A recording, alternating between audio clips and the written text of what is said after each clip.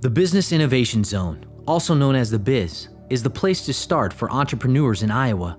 The BIZ helps entrepreneurs and startup companies focus on idea development, business models, strategy, market validation, mentoring, and networking. We also help clients connect with qualified community and state resources needed to grow their business. Throughout the year, we provide a number of networking opportunities with experienced entrepreneurs and business leaders by offering monthly luncheons and all-day seminars on marketing and finance. You can learn more about the BIZ at bizci.org.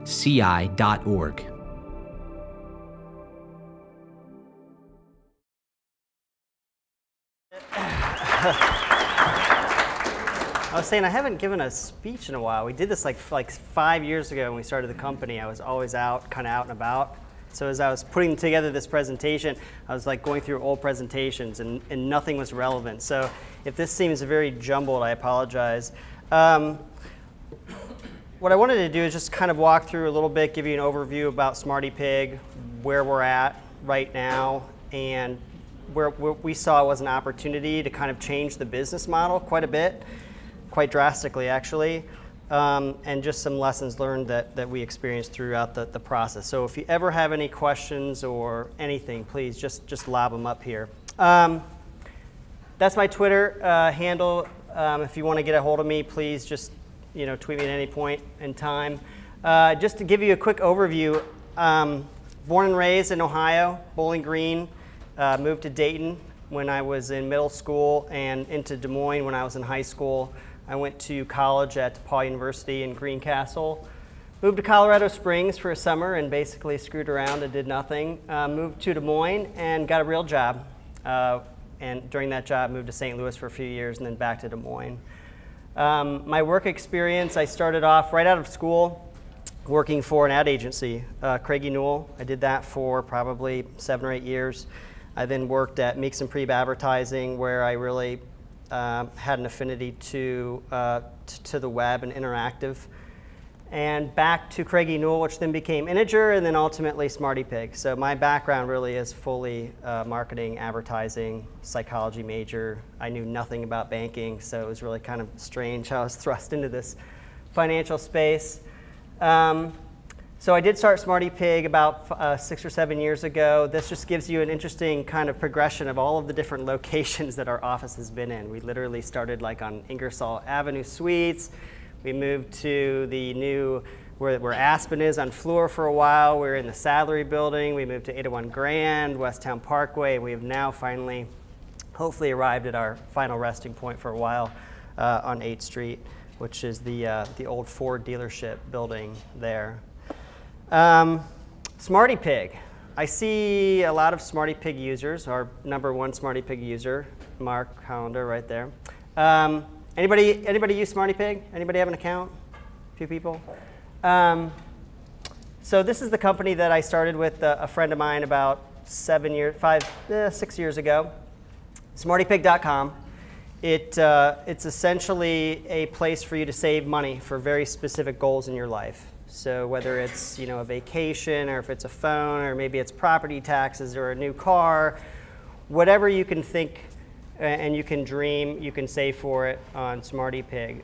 But there's also some other interesting pieces to it where you can actually share your goals with your friends and family. They can contribute. We did a lot of interesting things with Twitter and Facebook early on for a financial product. And then the redemption model is really pretty fascinating as well. We know what you're saving for, so we should be able to partner you with someone. If you're saving for a washer and dryer, why can't we partner you up with Home Depot or Lowe's and give you more cash incentives? So that's how the product works. And just to give you some background to the product, I would say December 2005. God, it seems like it's so long ago. I'm aging and I'm getting gray hair, but that was the light bulb moment for SmartyPig. My wife and I had our first child, and we set up a 529 plan, and like most people do at some point in time. And I literally, at that point, I was thinking about, oh my God, we could take this concept, this whole concept of saving money to goals. And I searched the web thinking some kick-ass company in Silicon Valley had surely mastered this process by now. And I was so excited to start saving for a bike and all these different things, and I didn't see it. and I literally typed a one-page business plan up, just kind of frantically thinking, this is actually something that makes sense. I had all these ideas over the past few years about companies, and I always talk myself out of them. And I had about a year of processing this idea in my mind before I acted upon it at all. So it really does feel like almost a lifetime ago that SmartyPig was conceived. But at some point in time, you really do have to pull the trigger, right? I mean, yeah? How did you come up with the name, and what were some of the other names? The name, you know, I had the advantage of being in the marketing and advertising world for me was that I knew like the best talent that I thought was in the city. I knew the best copywriter, I knew the best designer, I knew the best whatever. And so I asked these, I had a copywriter, Bill Zarin, and I said, you know, I need you to brainstorm some ideas. And he came up with like 20 ideas. So unfortunately, I did not come up with the word SmartyPig.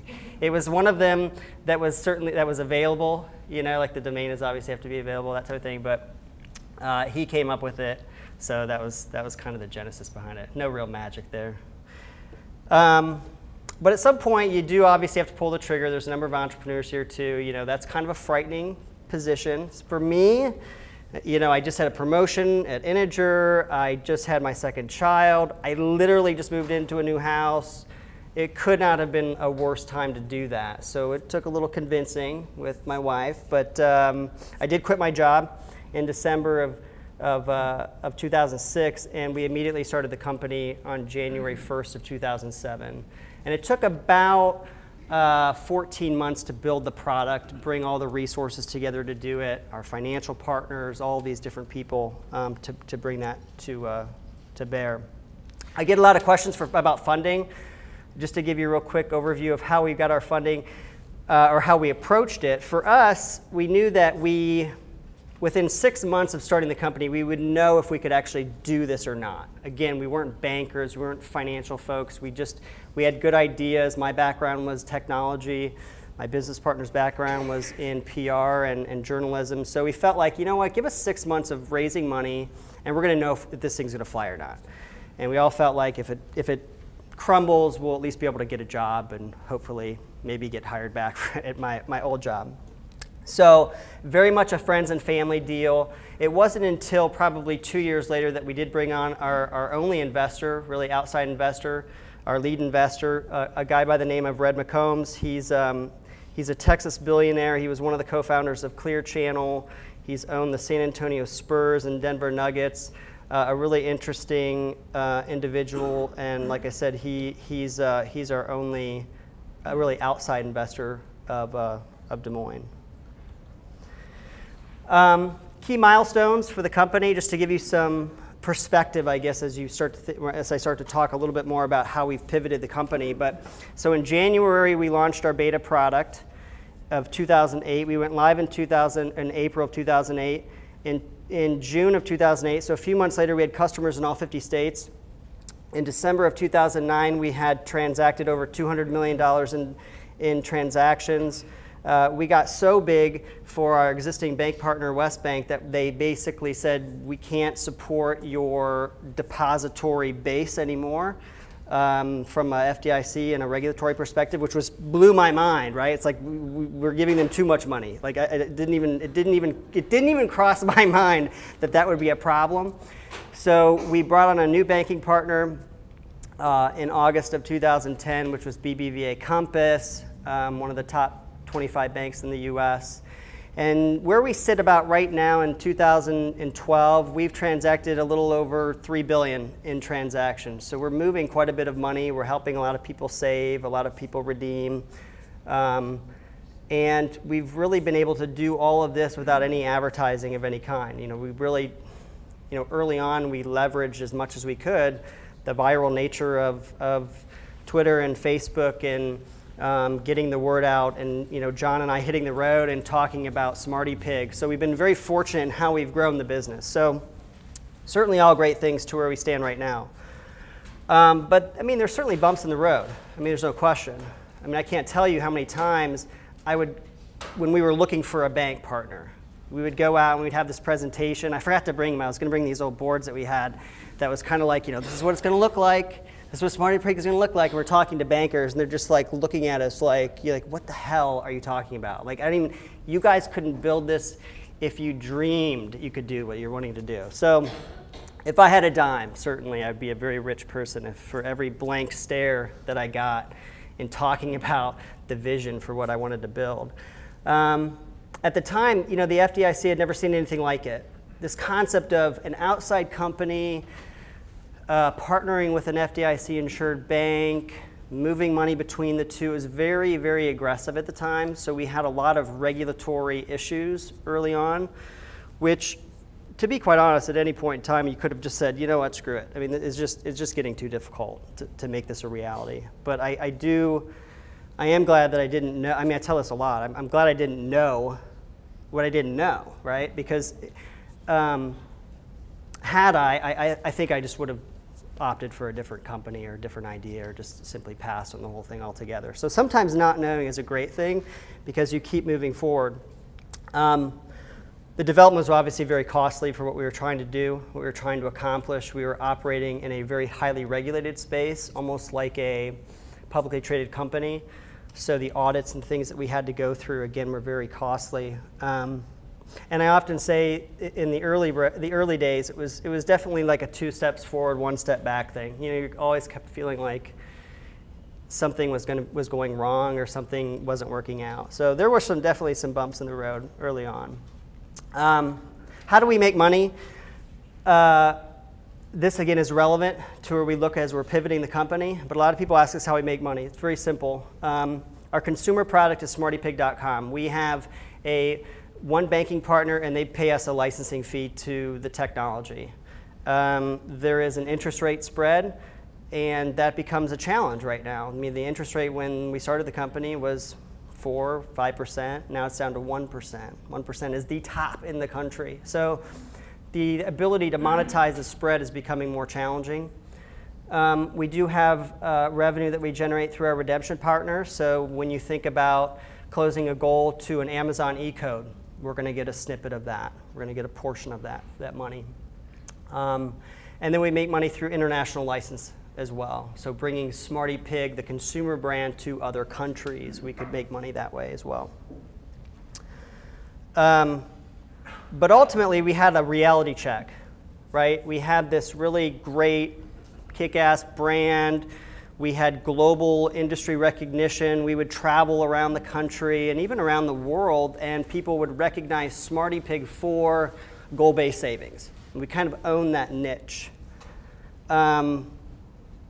Steady viral growth, right? I talked to you a little bit about our volumes and our transactions that we had. It was very steady. It was like, in fact, I can tell you next week how many people are going to sign up on SmartyPig. I mean, it is so scary, consistent, and quite honestly, we don't really know why sometimes. It's just kind of like, you know exactly how many people are going to come register every day at the site. We have a declining interest rate, but we did know that we would need significant capital to get into the millions and millions of users, right? The Instagram numbers of users. So we knew that if we wanted to really scale the company dramatically on our own brand, it would definitely take quite a bit of capital to do that. But we also knew that we had a very proven technology, this goal-based savings technology platform. So over the past 3 years, what we realized too is that we had over 150 banks that have contacted us, insurance companies, retailers. They all wanted SmartyPig. They all wanted a goal-based savings platform. And we still get 2 to 3 calls a week. But we always turn them down. It was always like, nope. The way our company works is we have one banking partner in the country. It's a territorial licensing fee. And so we all just kind of dismiss those things, right? It's not kind of what we're doing. We're a consumer brand. That's great that we have all this interest, but so be it. But we all heard from them too that they didn't necessarily want the pink pig, right? They didn't want SmartyPig. They wanted it to be their own product. They wanted it to be their own idea, which was really kind of interesting. And as the guy who kind of came up with it, that kind of sucks a little bit, right? I mean, you're kind of like, well, we have visions of being this fantastic consumer brand, but at the same point, people are wanting the technology, the piece that's not very sexy, right? It's like, oh, just that piece. So I guess I often ask people when I talk to other entrepreneurs, like, what is your greatest asset that you have to the company? When you distill it down to its very base piece, and a lot of times you shouldn't ask the founder that, because that might be different than what the reality, the true reality might be for the company. And as I said earlier, you know, for us, it wasn't, the answer really wasn't that sexy at the end of the day. The greatest asset that we have. It's not the brand, or it's not the social integration, it's not the followers that we have on our Facebook or Twitter. It's not even our funds under management. $3 billion. One might think, wow, that's fantastic. But at the end of the day, what it was our technology. It was this, what we had built was extremely difficult to build this interactivity between a financial institution in a savings account world, in an FDIC insured world, is very challenging. And what we realized is that these archaic bank platforms, they just couldn't provide that level of technology. So we ultimately ended up asking ourselves a couple questions about a year ago. Can we take what we've done with SmartyPig and compress it down into a white labeled software as a service product? Is it even feasible? Is there a big enough market? Can we make money on it? And how long is it going to take to get there, right? So one of the very first things that we did was, and that I would recommend if anyone's considering going through this process, is to get that validation that you need. And mind you, we got this validation. We didn't have a product. We didn't have this product. We had the vision for the product, and we had a lot of great reputation behind it.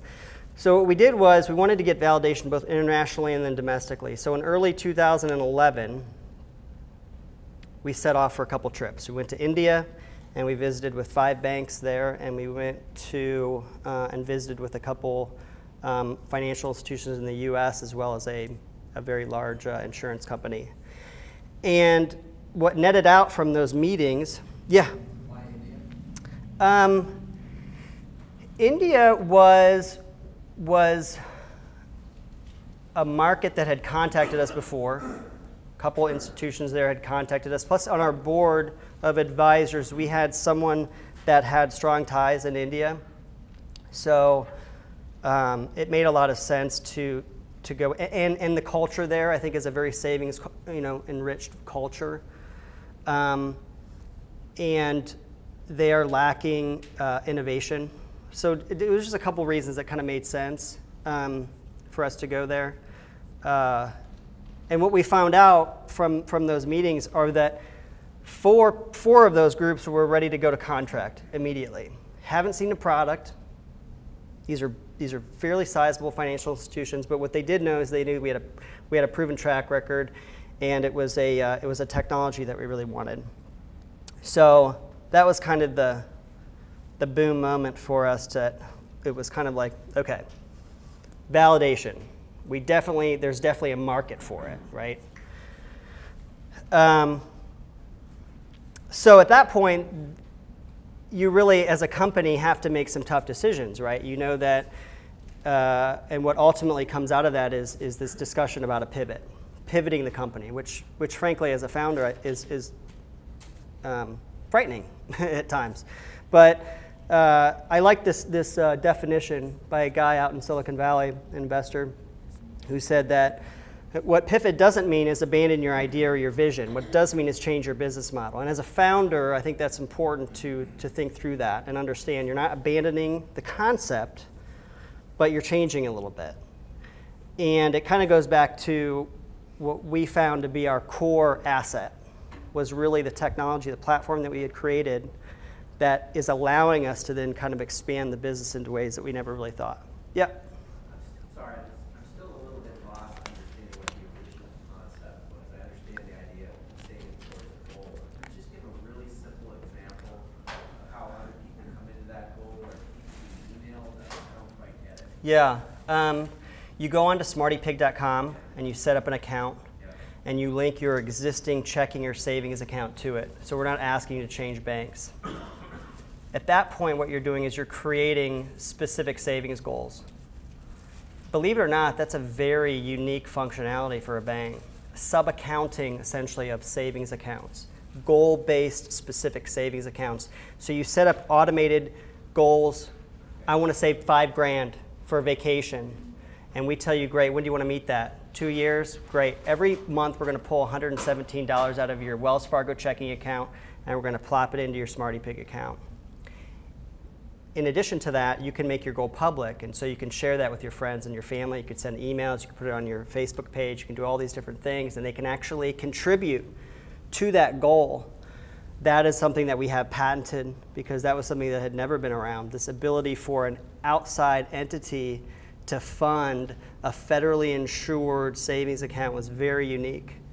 So that, in a nutshell, is the overall user experience of it, along with this very creative redemption model of once you reach your goal, you can push it to an Amazon card, that type of thing. Yep. Yep.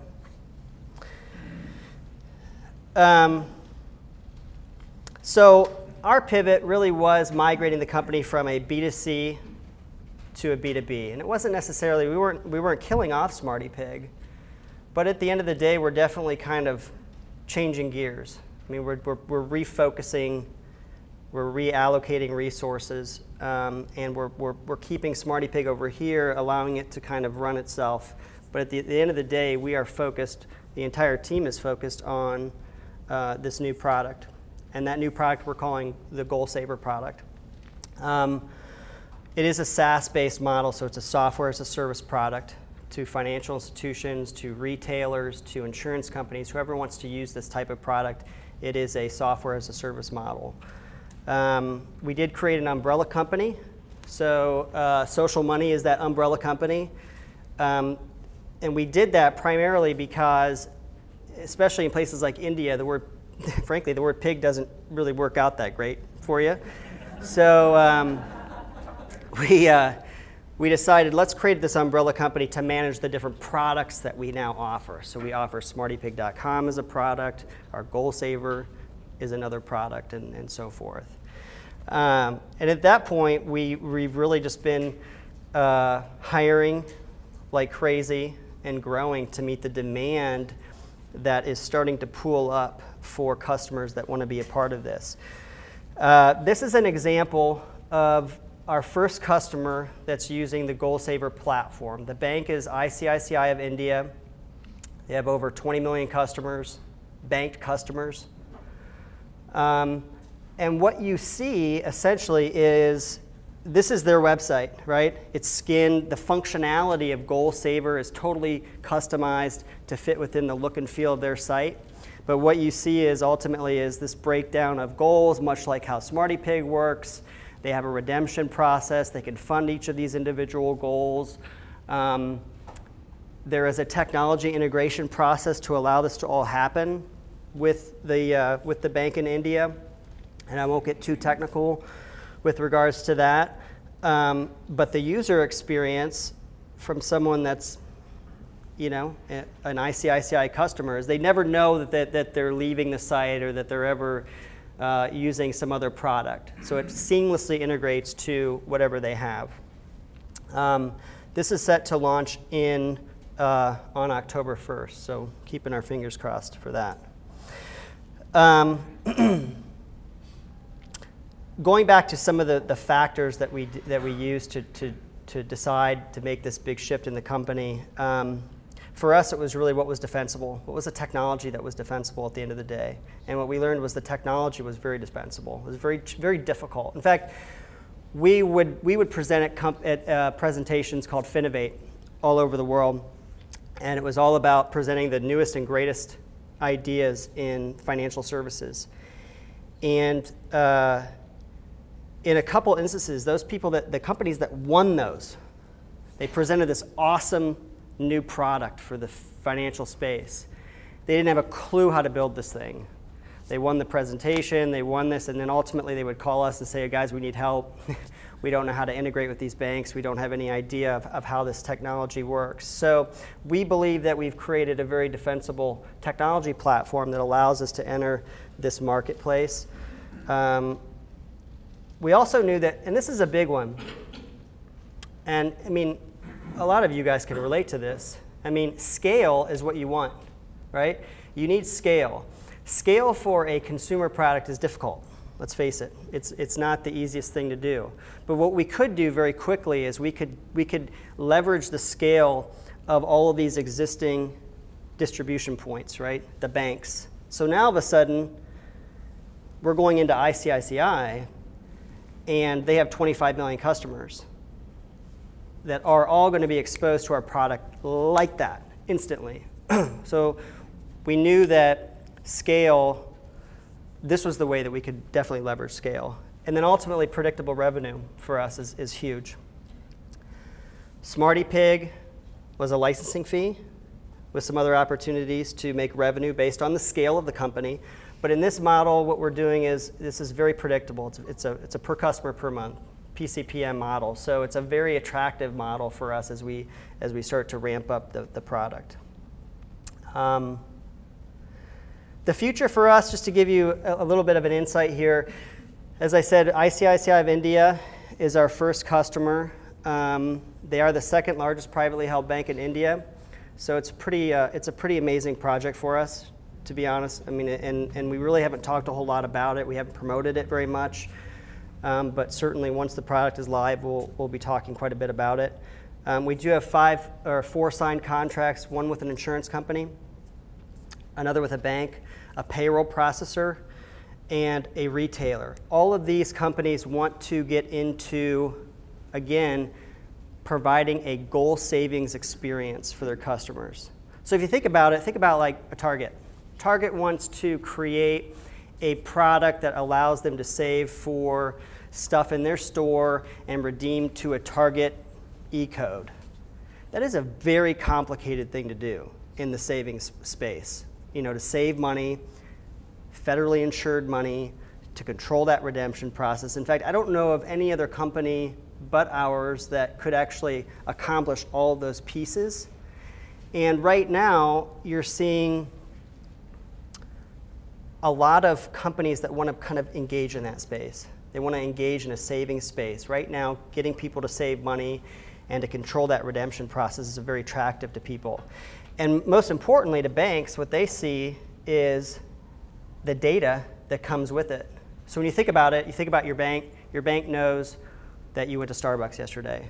They know that you bought things in the past. What they don't know about is your future aspirations. And with this product, all of a sudden, they've got all this great data. It's like, oh my God, you're gonna have a baby in 7 months. You're gonna buy a car in 15 months. Now all of a sudden, they have a crap load of products sitting on the shelf that they can start to sell you, right? Oh God, he's gonna have a car. He's gonna buy a car in 15 months. Let's sell him the loan product or the baby. Let's sell them the 529 plan. So the data that comes along with this concept of savings is very interesting. It's very attractive to lots of different groups. I have a question. I just remember when I was young, had $0, and I was curious if with your savings, if you're looking at another piece that might be a budgeting portion, because I remember saying, okay, I have $100 for food, and then I try and put it in a spreadsheet, and Yep. I'm just curious if that's another. You know, budgeting was interesting, and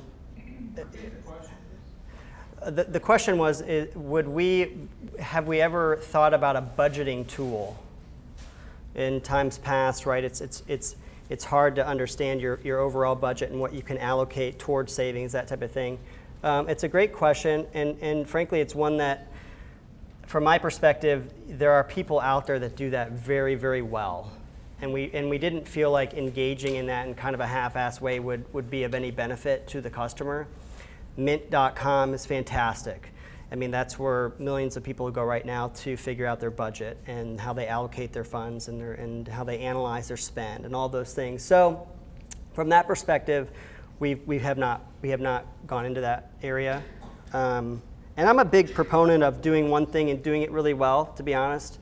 Unless you can really provide us a product or a service that's really exceptional, I think there's just too many other options for people to go to, and it will dilute the product that you had. So that's just my personal opinion. So the other thing is that we've been able to do a lot of this, again, in a very limited amount of time, and really just from one press release that we've sent out and a presentation at Finovate, we were able to gather some of the leads, I guess, that we have for the product. So as it stands right now, we really don't have a whole biz dev team focused on that yet, but hopefully that's something that we will do. Lessons learned throughout this process. I saw this interesting quote from Jack Dorsey, who's the Twitter founder, that was on TechCrunch a couple weeks ago, maybe a week ago. It said, companies exist and evolve over time and have multiple founding moments. And for me, that was kind of interesting, because a lot of times, I think as a founder, you have a vision for a product, and when that vision starts to change a little bit, that's very uncomfortable. And Jack talks a lot about how Twitter has evolved and these founding moments that really transform the company and take it in lots of different ways. And certainly the transformation of where we're headed was one of those times. It wasn't like, oh, hey, I raised my hand and said, hey, this is what we could do. I mean, this was a collection of a lot of people giving input. Certainly our technology team was a huge part of it. So I think it's the fact that you become comfortable with the fact that even though you start with this path, it's this vision, that people can feed into it, and sometimes change is good. Also, the Instagram piece is not, I say Instagram is not a reality. I mean, Instagram sold for $1 billion to Facebook. And a lot of people see that as an entrepreneur and think that's going to be me, right? I'm going to build this product. I'm just going to get a ton of people to it, and then I'm going to figure out how to make this money later. And I think that's very unrealistic in this time. I mean, that's a huge, huge gamble. And one of the things that we've realized at SmartyPig, or Social Money, is that even though we did have a business model that I think that worked well for the company, we were able to pivot the company into a model that I think makes a lot more sense for us in the future. So I just think it's very important for people, as they're thinking through their ideas, to think about ways to monetize that, as opposed to the vision of, I'm going to pull an Instagram at some point in my life. We also learned that scale is really hard. And so looking for ways for distribution are really key. So in this instance, with the pivot that we're doing, the distribution really becomes the banks themselves, as opposed to our consumer brand, where we are the distribution point and we're trying to acquire these customers. It just becomes very costly, and you have to be, you got to have a little luck in there. So if there's ways that you can leverage distribution points, partnerships, that's definitely something that we're learning, and we're learning that that's a good idea for the business. And then ultimately, well, look out for opportunity. For me over the years, as banks would call it, it really was just kind of like, it was kind of like legitimizing the product that we created. Like, they see what they can't get. We've got SmartyPig over here, and everybody wants to be with us, and type of a deal. But yet, if you kind of take a step back and you say, well, there's got to be opportunities for that. To always look for opportunities, and even though that might change your course of history. And know your defensible strengths. Again, at the end of the day, a year ago, if somebody asked us what our strengths were, I would probably talk a lot about our social networking and how we grew virally and all of these different things. But I think what we've really learned at the end of the day is our defensible strength as a company is the technology that we've created, and we're taking that now, and we're kind of taking that to scale at other financial institutions. Even though it won't be SmartyPig, it is the essence of SmartyPig. It's the goal-based savings platform that will kind of transcend the company as we move forward. That's pretty close. 35 minutes, 40 minutes. Thank you. Really, if there's any questions, please just lob them up here. Yeah. How did you align with your angel Redmond Homes?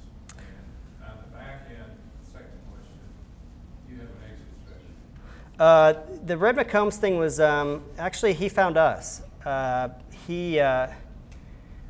Somehow he found us, to be honest with you. I think at the early times we were getting a lot of press. We were getting a lot of great press, and we continue to do so. But you know, it was the New York Times, it was the Wall Street Journal, it was USA Today, and he came across an article about a couple guys that started a company that wanted to help people save money, and it struck a chord with him in his early years when he was growing up, and he talked about how he was a saver, and his mom taught him how to save and that type of thing. So it was literally as simple as that created that dialogue that eventually led to that investment. You know, as far as an exit strategy, do we have a strategy? Yes. Do I want to share? No. But it becomes a lot more clear in the business-to-business world for us. You know, the consumer space was kind of chaotic from an exit perspective because we had this really unique product, but we were tied to this one bank, and the brand lived outside of the bank. So how could another bank come in? And now we're very much a technology shop at the end of the day. We're a financial services technology platform. And so the partnerships that we could make are much clearer. They're much more, I can see them much easier. It's the processors of the world. It's the existing technology infrastructure that serves up banks every day. So I would say it's a little bit clearer than it was. Fascinating technology. I want to play a little bit of devil's advocate. Some of the privacy issues Yep. you described with the bank, for example. And just speaking for myself, I guess I would feel very uncomfortable about my bank starting to mine my transaction data Yep. for things that they thought might be an add-on. Yeah. I'm wondering if there might be other partners where that is expected or at least more acceptable. And so I don't know if that's Yeah. thought about or run across. Well, certainly Repeat the question oh, so we can hear. well, your question was as it relates to privacy. Yeah, privacy issues and the data that we're collecting. Yep. So in the consumer space, the SmartyPig.com space, we never sold that data. You know, that was the data but ultimately those are banked customers, and so the bank, through their terms and conditions and however they want to manage that, they would process that like any other typical bank customer. In the SaaS world, the software as a service model, it's going to operate very similar. You know, banks may choose to sell your data anonymously to aggregators, and if they do that, obviously that would be in their terms and conditions, and you would be approving that and those types of things. So I have two hats. You know, certainly in the consumer space, I knew that was a bad idea. We never really wanted to get into that, and from a corporate perspective. But certainly, I would assume that most banks are doing that already. You know, they're looking at your data, and they're looking at where you've been, and they're making some decisions on that. Now, it might not be so up in your face perspective. It might not say, oh, you know, you've been to McDonald's, so here's a Burger King coupon type of a deal. But you're seeing a lot more of it. Banks are starting to get much more creative in how they monetize their customer base, just because of all the different things that have gone into place over the last 6 months, 12 months. So it wouldn't surprise me to start seeing a lot more of that data analysis component and serving up different products based on, you. But it's an interesting point because I mean, a lot of it's personal preference, and I try to be much the same way on my historical transactions. If I went to Starbucks and they wanted to send, but if I would have told my bank I was saving for a car, I would kind of expect them to perhaps come back to me yeah. Well, we've got something for that. Yep. Yes. If you identified a scale of prospective clients and opportunity for you, at what level does it make sense? And you mentioned the bank, 29 million customers. Right. At Yeah, yeah, it's an interesting point, and we have, to a certain extent, there's a niche of banks that make sense for this product, and it really comes from a technical perspective, a technical integration perspective. The biggest banks of the world, it doesn't probably make that much sense because they have the technical infrastructure to probably replicate a product like this if they really truly wanted to. But there's a huge, huge segment of the population of banks that are all working off of common technical or technology platforms, the Fiservs of the world, the FISs of the world, these things, these partners that say, okay, here's your online banking product, and you can't modify it. Those are really good opportunities for us to go in and work with those groups to say, hey, here's a new product that we can integrate with you on. And then some of the very smallest of banks probably doesn't make a fit just from the integration perspective. So what we're learning is it's coming down to more of the technical capabilities of the bank and their ability to integrate with the product that we have. And some banks have that and some banks don't. I noticed you alluded to this, insurance companies and retailers, payroll processing company, are those Yep. Affiliated with banks, or? Some are, yep. But we can bring a bank to the table too. So that's a great question. So in the case of, say, a Target, we may say they have a vision for what they want to build, but they don't have a banking partnership. At that point, we can bring a bank with us that we've already integrated with and provide that product to them. Yeah. Yep. So now that you're fully morphed into this technology play, is there any identifiable competitors that are, you mentioned a patent, but is there anybody competing with you directly? Yeah, you know, I don't. In the goal saving space, I really don't know of anything quite like that. I've never seen anything like it, so and I think I probably would have heard about it by now. So as of right now, there's nothing. But it's a good point. Now it comes to speed to market, right? So I go back to a little bit about how we're trying to ramp up the company to meet what we believe will be a demand that we've already seen just through kind of validation and just through conversations. We believe there's a good demand for that. This is not a trivial integration process, though. It's not, plug it in type of a deal. So these are 2 to 3 month integration processes. So as you can see, as you start to overlap those projects, they get a little bit complicated. So I think what we need to do right now is we need to overstaff for, kind of where we hope to be. And that's the gamble, right? I mean, that is the gamble at the end of the day for us, is to do that. Yeah. So what was the cost of the pivot, and was that something that you felt comfortable taking on with existing revenue, or was that something that you felt that you needed to bring more? Yeah, that's a great question. The cost of the pivot, I don't know. I don't know, other than what we did was we took our existing resources and we said, hey, we're no longer going to innovate on top of the consumer platform. And we're going to move over here and we're going to start developing on this new product. So from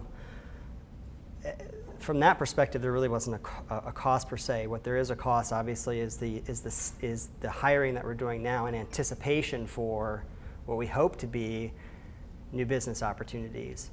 And that's just a matter of how many bodies we want to put against it. And your other question?